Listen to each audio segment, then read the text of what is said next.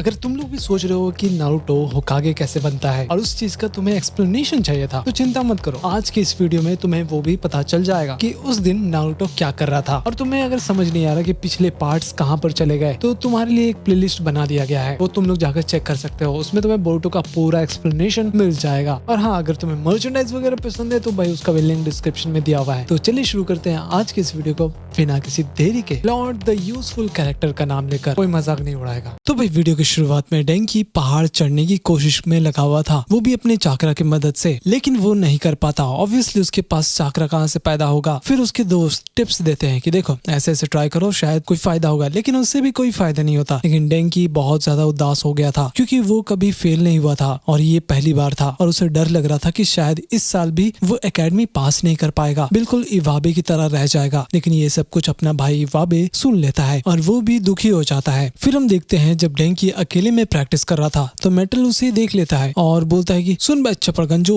मेरे साथ चलोगे ट्रेन करने के लिए। हालांकि वो मान जाता है। फिर मेटल डेंकी को एक असली रॉक क्लाइंबिंग ट्रेनिंग में ले जाता है, लिटरली। लेकिन ट्रेनिंग के टाइम उसका पैर ही फिसल जाता है और भाई सीधा नीचे गिरता जा रहा था। हालांकि वहाँ पर रॉक ली आ जाता है और उसको बचा लेता है, वरना भाई का तो खेला हो जाता। वहीं इवाबे मैच बनाने की कोशिश कर रहा था, वो बहुत ही ज्यादा टफ था, तो बोरुतो आकर उसकी मदद करने लग जाता है। लेकिन उसे भी प्रॉब्लम हो रहा था। उधर इनोजिन और शिकाडाई सोच रहे थे कि इवाबे का हेल्प सिर्फ डेंकी ही कर सकता है, लेकिन शायद इवाबे उससे बात ना करे क्योंकि सुबह सुबह उसको उल्टा सीधा बोल दिया था ना कि इवाबे एक साल लटक गया था। वहीं डेंकी बार बार नीचे गिरता जा रहा था, इवन मदद करने के बाद भी। फिर हम देखते हैं कि इवाबे दोबारा बहुत कम मार्क्स लाता है। उसके बाद इवाबे जाकर देखता है कि डेंकी अभी तक पहाड़ चढ़ने का प्रैक्टिस कर रहा था। फिर इवाबे डेंकी को समझाता है कि देखो पुत्र, ऐसे चढ़ने से कोई फायदा नहीं होगा। वेल, इतना एडवाइस लेने के बाद डेंकी काफी ज्यादा बेटर हो गया था। उसके बाद डेंकी पूछता है कि क्या चपड़गंजो, तूने मेरा हेल्प क्यों किया? मैंने तो सुबह तुम्हारी मजाक उड़ाई थी। फिर इवाबे बोलता है कि मैंने बहुत सारे दोस्त को खोया है, वो सभी लोग ग्रेजुएट हो गए और मैं पीछे रह गया। मैं ऐसा दोबारा होने नहीं देना चाहता। फिर डेंकी बोलता है कि चिंता मत करो, मैं तुम्हारी पढ़ाई में मदद करूंगा। लेकिन इवाबे भी बोलता है कि उसने पहले ही अपने मैथ्स प्रॉब्लम्स को सॉल्व कर लिया है। तो डेंकी उसका मार्क्स देखता है। भाई उसको देख करके तो उसका आंख खुला का खुला रह गया था कि इतना कम, इतना छोटा तो मेरा भी नहीं है। लेकिन इवाबे बोल रहा था डेंकी को कि भाई तुम चिंता मत करो, तुम जाकर अपने ट्रेनिंग पर ध्यान दो। हालांकि डेंकी बताता है कि जब से वो बोरुतो से मिला है ना, तब से वो निंजा बनना चाहता है। उसको अजीब सा शौक चढ़ गया है और ये चीज वो इवाबे के साथ करना चाहता है। दोनों सोच लेते हैं कि भाई दोनों एक दूसरे की मदद करेंगे। फिर डेंकी एक तरीका ढूंढ लेता है इवाबे की मदद करने के लिए और बोलता है कि तू ऊपर सीलिंग में लटक कर पढ़ाई करो, इससे तुम बहुत ही अच्छे से फोकस कर पाओगे। वाह स्पाइडरमैन। फिर उसके बाद एक टेस्ट का दिन आ जाता है। डेंकी और इवाबे को एक जलता हुआ बिल्डिंग भी दिखाई देता है। इवाबे तो तुरंत उस जलता हुआ बिल्डिंग की तरफ चला जाता है क्योंकि वहाँ पर कुछ लोगों का चिल्लाने का आवाज आ रहा था। डेंकी को कुछ अजीब लग रहा था क्योंकि बिल्डिंग का वाटर स्प्रिंकलर काम ही नहीं कर रहा था। इवाबे फिर एग्जिट की तरफ जो आग निकल रहा था ना, उसको रोक करके रखा था और जाकर इलेक्ट्रिक बॉक्स को ठीक करने लग जाता है ताकि वाटर स्प्रिंकलर चालू हो जाए। वहीं एकेडमी में बोरुतो बहुत चिंता कर रहा था क्योंकि डेंकी और इवाबे दोनों टेस्ट के लिए नहीं आए थे, कुछ तो गड़बड़ था। उधर डेंकी इवाबे को लेकर बहुत ज्यादा चिंता में था। तो डेंकी उस बिल्डिंग में चढ़ने लग जाता है और उसके बाद वो एक विंडो से अंदर घुस जाता है। तभी उसे इवाबे का अर्थ वॉल दिखाई देता है और देखता है कि इवाबे इलेक्ट्रिक सर्किट को बस ठीक कर चुका था। फिर ठीक करने के बाद वो लोग बच्चे को बचाकर नीचे ले आ जाते हैं। चलो कुछ लोगों का तो जान बचा। वहीं बोरुतो शीनो से पूछता है कि टेस्ट को थोड़ा सा और डिले कर दिया जाए क्योंकि डेंकी और इवाबे दोनों ही आते ही होंगे। तभी वहाँ पर दोनों आ जाते हैं। फिर वो लोग समझ जाते हैं कि आखिर ये लोग लेट किए हुए थे। तो शीनो बोलता है कि उनको टेस्ट देने की जरूरत नहीं है क्योंकि वो लोग ऑलरेडी प्रूव कर चुके हैं एक असली जान को बचा करके, और ये सबसे इम्पोर्टेंट टेस्ट होता है। फिर शीनो दोनों को ही पास कर देते हैं। ले बेटा। फिर उनके दोस्त उन्हें कॉन्ग्रेचुलेशन करने लग जाते हैं। उसके बाद हम देखते हैं जब शीनो सबको निंजा टेक्निक सिखा रहे थे कि पानी के ऊपर कैसे चलते हैं। हालांकि तभी वो पानी को और भी तेजी से हिलाने लग जाते हैं ताकि थोड़ा और डिफिकल्ट बनाया जाए इस चीज को। थोड़ी देर बाद जब शारदा घर जा रही थी कुछ सामान लेकर, तभी उसे बोरुतो, इनोजिन और शिकाडाई और डेंकी दिखाई देते हैं जो ट्रेन से कूदा फांदी कर रहे थे। फिर वो लोग शारदा को बोलते हैं कि भाई तुम भी चलो साथ में। एक्चुअली वो लोग डेंकी को मछली पकड़ना सिखाने वाले थे इसलिए, लेकिन शारदा साफ मना कर देती है क्योंकि उसे घर जाकर के खाना बनाना था। और भाई वो उनको सुनाती है कि ज्यादा तुम लोग ना ट्रेन के ऊपर चढ़ा मत करो, ये बहुत ही खतरनाक हो सकता है। फिर थोड़ी देर बाद घर पर शारदा सूप बना रही थी, तभी वहाँ पर साकुरा द यूजफुल कैरेक्टर आ जाती है। उसके बाद शारदा पैकिंग में भी मदद कर रही थी अपनी मदर की, शायद वो किसी वेकेशन पर जा रही थी। वाह बेटा वाह, बेटी को काम पर लगा दो, खुद घूमने फिरने निकल जाओ।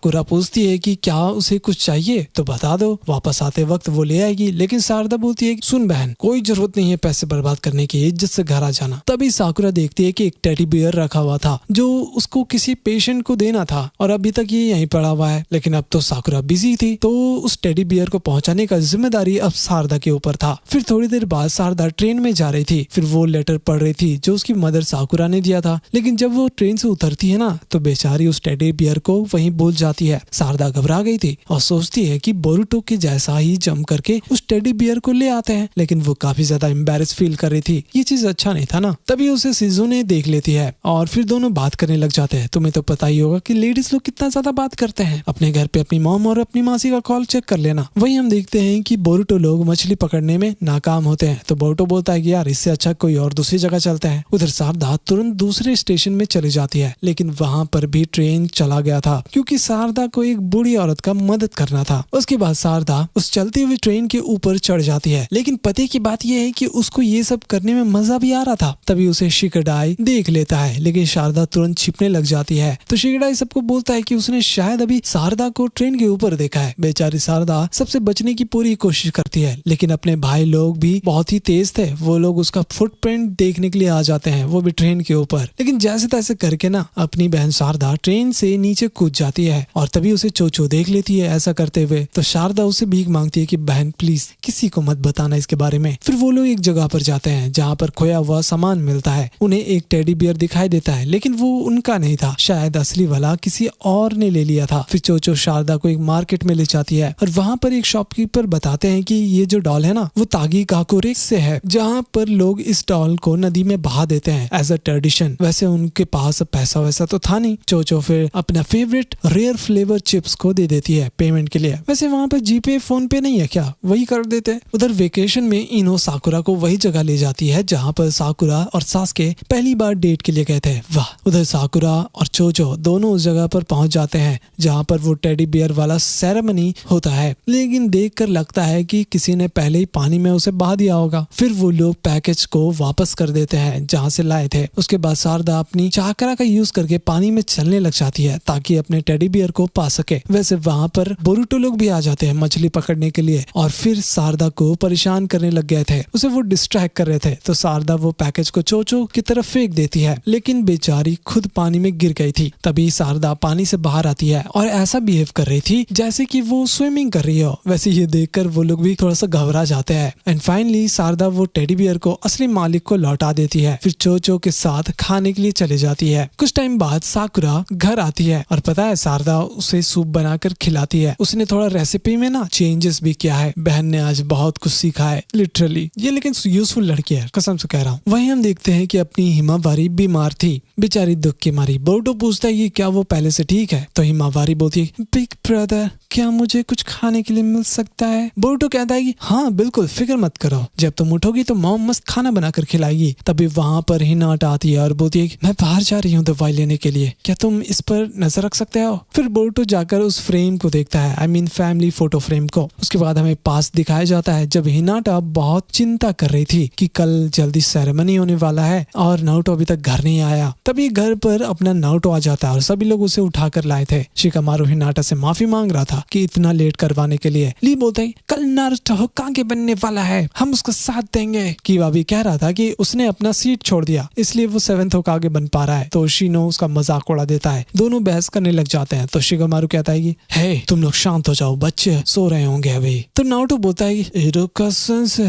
प्रॉमिस करता हूँ मैं होकागे बनूंगा। फिर वो गहरी नींद में चला जाता है। वैसे अपना भाई बोरुटो भी आकर उसे ऐसी हालत में देख रहा था। फिर अगली सुबह बोरुटो और हिनाटा अपने खाने का प्लेट लेकर आ रहे थे। तो हिनाटा बोलती है कि क्या तुम लोग जाकर अपने डैड को उठा सकते हो। बोरुटो बोलता है डैड अभी तक सोए हुए हैं, उनसे कोई उम्मीद ही नहीं है। वहीं हिमावारी दरवाजा खोलकर देखती है कि नारुतो तो अभी तक सोया हुआ था और उसे उठाने की पूरी कोशिश कर रही थी, लेकिन वो उठता ही नहीं है। फिर बोरुटो कहता है कि ऐसे करके कोई फायदा नहीं है हिमावारी, अब देखो। फिर वो सीधा नारुतो के ऊपर ही चढ़ जाता है। बेचारा नारुतो का हालत बहुत ही खराब था। फिर थोड़ी देर बाद बोरुटो बोल रहा था कि आज होकागे का इनॉग्रेशन है ना। हिनाटा भी बोल रही थी कि बोरुटो भी कल रात को जगा हुआ था जब तक नारुतो घर नहीं आया था। वैसे मैं जाकर ट्रेडिशनल ड्रेस लेकर आती हूँ, वो दादी अभी तक तैयार कर रही चाहिए होगी, काफी टाइम लेती है वो, मैं डायरेक्ट वेन्यू में मिलूंगी, तुम बच्चों के साथ आ जाना। फिर थोड़ी देर बाद हम देखते हैं कि सभी लोग होकागे ऑफिस में पहुंच जाते हैं। लॉर्ड सिक्स बोलते हैं तो इसका मतलब अब मुझे काम से छुटकारा मिल जाएगा, अब मैं आराम से हॉट स्प्रिंग में आराम करूंगा। तो शिगामारू बोलता है कि आप उसे इतना काम छोड़कर जा रहे हो, थोड़े दिन रुक जाओ। तभी कोनामारू बोलता है कि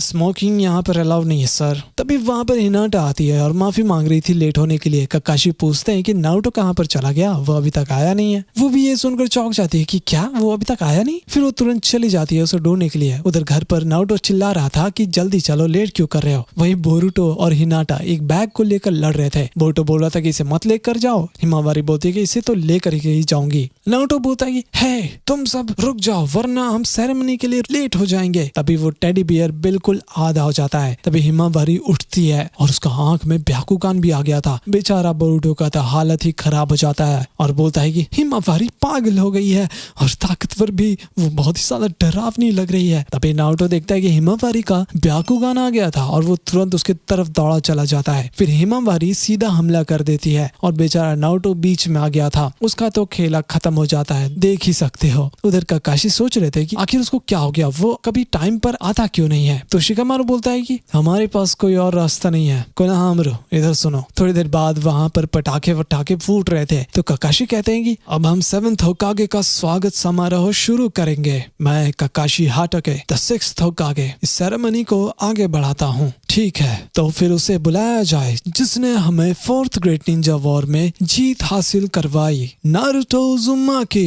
वेल उसे देखकर सभी लोग चीयर करने लग जाते हैं। नारुतो जोर जोर से हाथ हिला रहा था, वो काफी ज्यादा नर्वस था। वैसे ही रुका सेंसे को अब समझ आ गया था कि ये नारुतो तो नहीं है। ऊपर कोनामारू बेचारा बहुत ही सारा टेंशन में था। उधर घर पर हिनाटा देखती है कि बेचारा नारुतो तो बेहोश पड़ा हुआ था और सोच रहा था कि ये किसने किया। ऊपर हिमावारी बोरुतो का बैंड बजाने वाली थी, उसका हालत बहुत ही ज्यादा खराब था कि आज तो इसका खेल खत्म ही है। और हिमावारी बोरुतो का चाकरा पॉइंट भी बड़े आराम से देख पा रही थी। फिर वो दरवाजा खोल कर देखती है। उसके बाद बोरुतो प्रेजेंट में बोलता है कि उस दिन से मैंने कसम खा लिया कि मैं कभी उसे गुस्सा नहीं दिलाऊंगा। उसे पता था कि मैं कहाँ पर छिपा हूँ और जब से वो होकागे बने हैं उसके बाद से वो घर आना भूल ही चुके थे। मुझे विश्वास ही नहीं हो रहा, उनकी बेटी बीमार है और वो अभी तक घर नहीं आए। तभी वहाँ पर नारुतो दरवाजा खोलता है और बोलता है मैंने सुना कि हिमावारी बीमार है, क्या वो ठीक है। बोरुतो पूछता है कि उनको तो आज कोई काम नहीं है क्या। नारुतो बताता है कि उसका क्लोन और शिगामारू वहाँ पर देख लेंगे। तो बोरुतो कहता है हे डैड, आपका क्लोक थोड़ा सा उल्टा लग रहा है, ये कभी नहीं सुधरेंगे। फिर थोड़ी देर बाद हिनाटा आ गई थी और वो नीचे जा रही थी। भाई वहाँ किचन में बोरुतो और नारुतो दोनों लड़ रहे थे कि हिमावारी को क्या बनाकर खिलाया जाए। दोनों का लड़ाई बहुत ही ज्यादा क्रेजी हो गया था। वैसे ये सब कुछ अपनी हिनाटा देखकर गुस्सा हो जाती है और बोलती है कि बहुत हो गया, शांत हो जाओ, अगर तुम दोनों को चिल्लाना ही है तो बाहर जाकर लड़ो। फिर हम देखते हैं कि दोनों बाहर हो गए थे। नारुतो बोलता है देखा तुमने मॉम को गुस्सा दिला दिया, वैसे मैं काफी पेपर वर्क को छोड़ कर आया हूँ तो मुझे जाना चाहिए। तभी बोरुतो का पेट आवाज कर रहा था। नारुतो कहता है हे क्या तुम खाने के लिए चलोगे, मैं काफी ज्यादा भूखा हूँ, क्या तुम्हें नहीं चाहिए। फिर बोरुतो वहाँ से जाने लग जाता है और बोलता है ठीक है मैं चलने के लिए तैयार हूँ, वैसे कहाँ चलोगे। थोड़ी देर बाद हम देखते हैं कि दोनों इचिराकू के पास पहुंच जाते हैं। नारुतो कहता है कि तुम्हें पता है जब मैं छोटा था ना तब से यहाँ पर आ रहा हूँ, ये पहले उतना बड़ा नहीं था। मॉम कहती है कि तुम बर्गर खाते रहते हो, क्या ये सच है। तुम्हें जरा सा भी नहीं पता रामेन कितना अच्छा होता है। 6 होकागे भी यही बोलते हैं। फिर दोनों अंदर जाते हैं और लेडी उनको ग्रीट कर रही थी। वो बोरुतो का तारीफ कर रहे थे कि भाई ये बहुत ही बड़ा हो गया है। तो नारुतो बोलता है कि नहीं ये बहुत ही छोटा है, वैसे क्या मेरा